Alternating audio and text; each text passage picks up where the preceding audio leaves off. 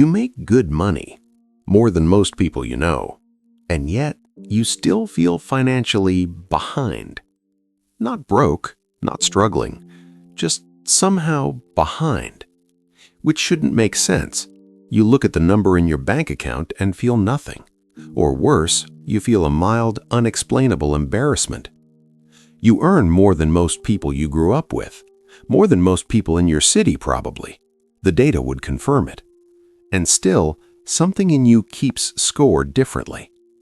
You look at a colleague who got promoted, a friend who bought a second property, someone you follow online who seems to have quietly figured something out that you haven't. And in those moments, just for a second, your own life feels like it's falling short. Not because anything is wrong with your life, but because of what you're measuring it against. Let's be honest about who you are before we go any further. You're not someone who makes reckless decisions. You think before you spend. You've read the articles, listened to enough podcasts to have opinions about index funds. You roughly know what your monthly expenses look like. You're not irresponsible, and you're not naive. That's what makes this so confusing. Because the people who feel perpetually behind despite solid incomes, they're almost never the people making obvious mistakes.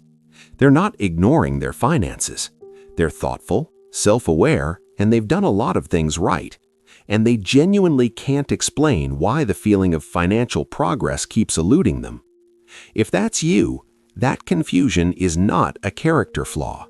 It's not a sign that you're ungrateful, or that you're materialistic, or that you need to just work harder. It's a sign that something is operating underneath your decisions, something quiet and automatic, something that your intelligence has actually made harder to detect, not easier. This video isn't about fixing that. It's about seeing it clearly, because you can't change what you haven't yet named. Here's what's actually happening.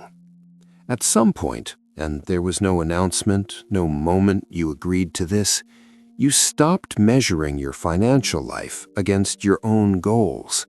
You started measuring it against other people. Not consciously, not the way you might notice you're comparing car models before a purchase.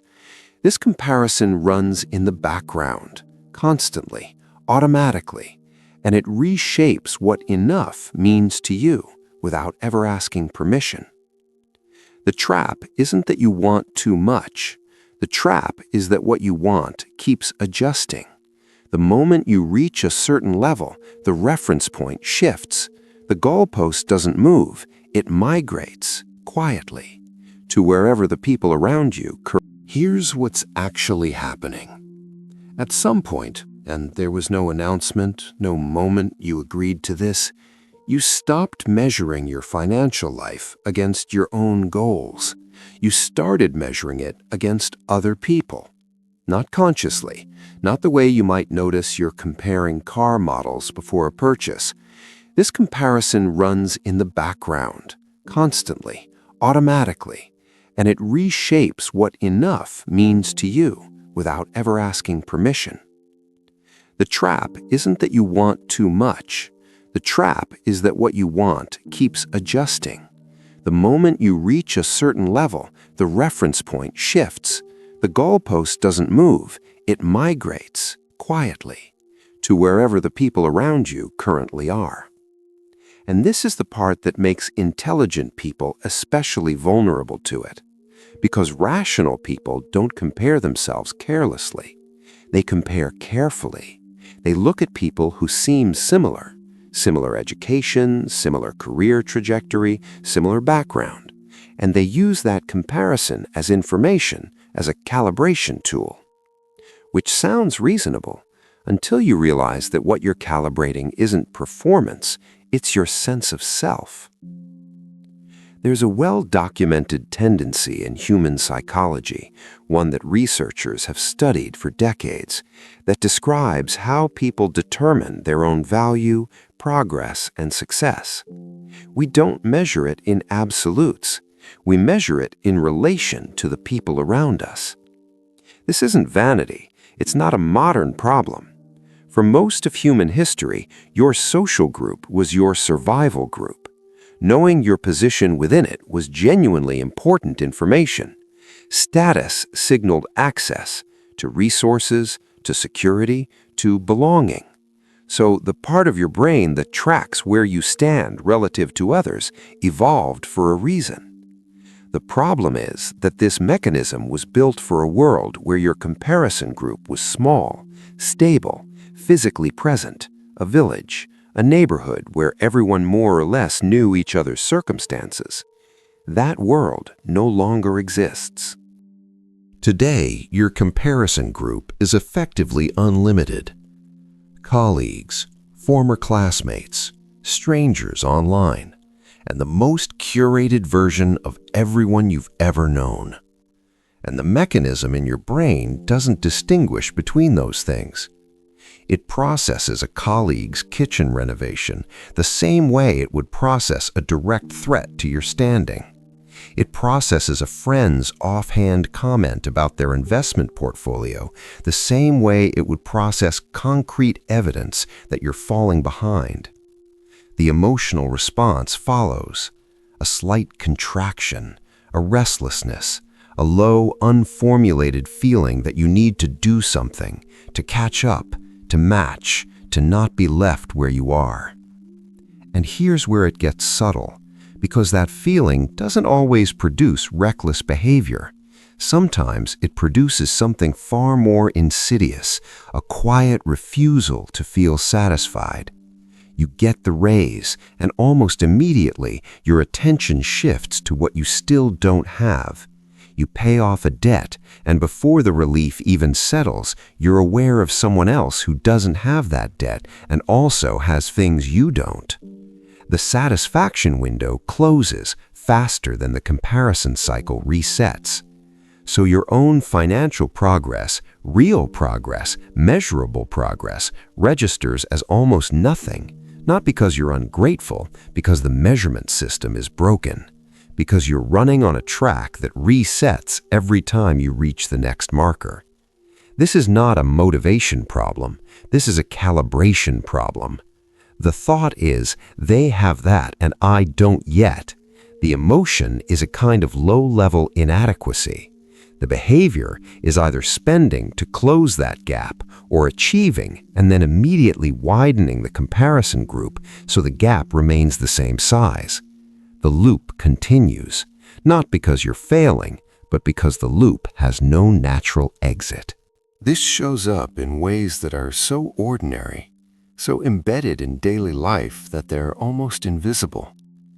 Think about the last time you were at a dinner with people you know professionally. Someone mentions they just refinished their basement into a home office. Nice, you think. Then someone else says they're looking at a place in the mountains, not buying, just browsing. And by the end of that dinner, you drive home feeling vaguely unsatisfied with your own life in a way you couldn't have predicted 2 hours earlier. Nothing happened to your finances that night. Your situation didn't change, but your reference point did. Or think about the moment you open a social app, not to scroll, just to check something, and within 4 minutes you've absorbed a series of images from people who seem to be renovating, traveling, investing, and building things, and you close the app feeling behind in a way that's hard to name. You weren't behind before you opened it. Or consider the very specific discomfort of watching a peer get recognition at work. Not someone dramatically more accomplished, someone similar to you, maybe even someone who you privately felt was at roughly the same level. They get promoted, they get the client, they announce something publicly, and instead of feeling neutral or happy for them, there's this involuntary comparison, a re-ranking, a quiet internal adjustment of where you stand. And that adjustment costs something, not in money yet, but in the energy you now spend either trying to accelerate your own trajectory to match theirs, or in the anxiety of wondering why you aren't further along. Here's a more mundane one. You're shopping for something ordinary, a couch, a car, a vacation rental, and your budget was fine until you started researching. Now you've seen what people at the next level up are getting, and suddenly the perfectly reasonable option you came in with feels like a compromise. Not because it is, but because the comparison point shifted the moment you started looking.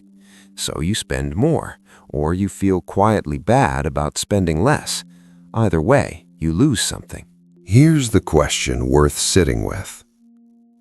When was the last time you felt genuinely, quietly satisfied with where you are financially, without needing to compare it to anything? Not proud, not relieved, just settled.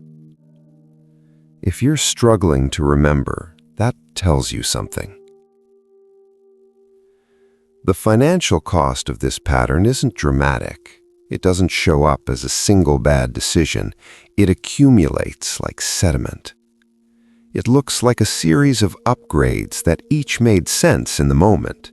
A nicer apartment because people you know were in nicer apartments. A car that was slightly above the budget because the old one felt embarrassing in certain contexts. A vacation that cost more than you intended because someone else's trip became your reference point. None of those decisions are catastrophic on their own. Each one has a rational justification you could articulate. The problem is the pattern underneath them. Your spending isn't responding to your values or your goals. It's responding to a constantly shifting benchmark you didn't consciously set. And over a decade, that difference is not small. Spending to manage a feeling compounds over time. Slowly, it erodes the gap between what you earn and what you keep.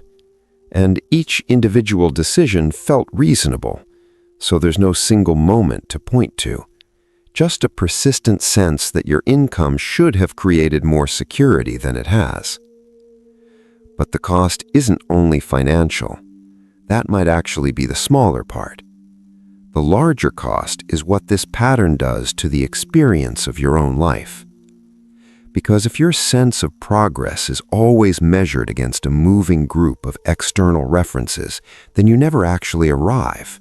Not at a salary level, not at a net worth number, not at a life stage. You earn more and the comparison group expands to include higher earners. You hit a milestone and your attention immediately moves to who has already passed it. This is why people with genuinely impressive financial lives still carry a persistent low-grade anxiety. Not because something is wrong with their finances, because the instrument they're using to evaluate their finances has no neutral setting. It only measures deficit. And the years pass in that state, not in crisis, but not in ease either. There's a specific kind of regret that belongs to this pattern, and it arrives only later. It's not the sharp regret of a bad decision.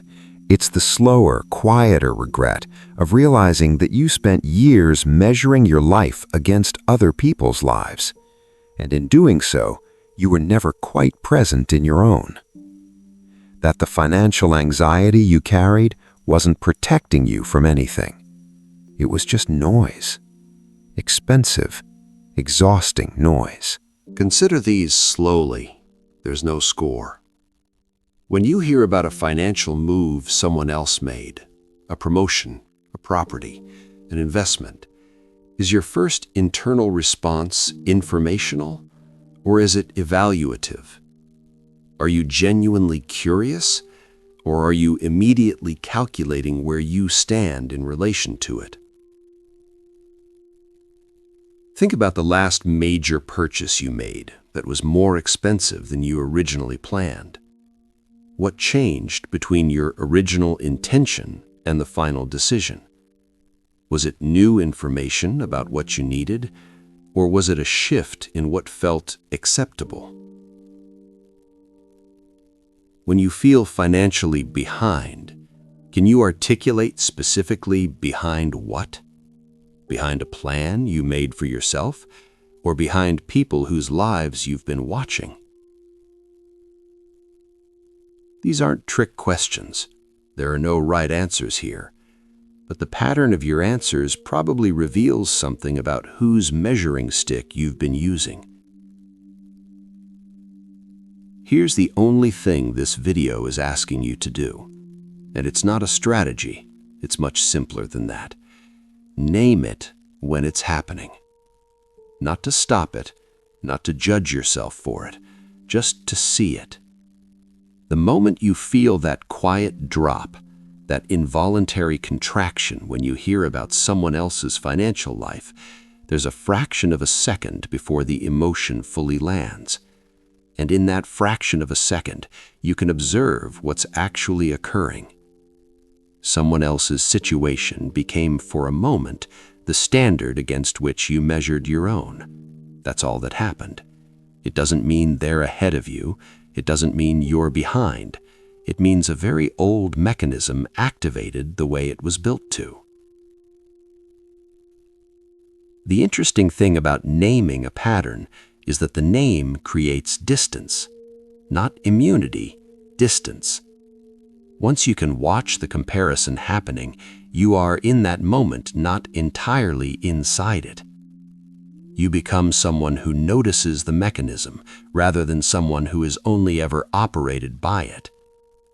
This is not a small thing. It's actually the precondition for anything else changing. Because behavior driven by invisible comparison feels like rational decision-making. It feels like logic. It sounds like this makes sense, and this is reasonable. And it's only when you can see the emotional architecture underneath that the decision looks different.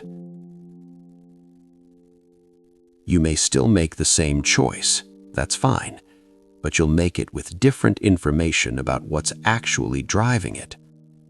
And over time, that changes the texture of your financial life.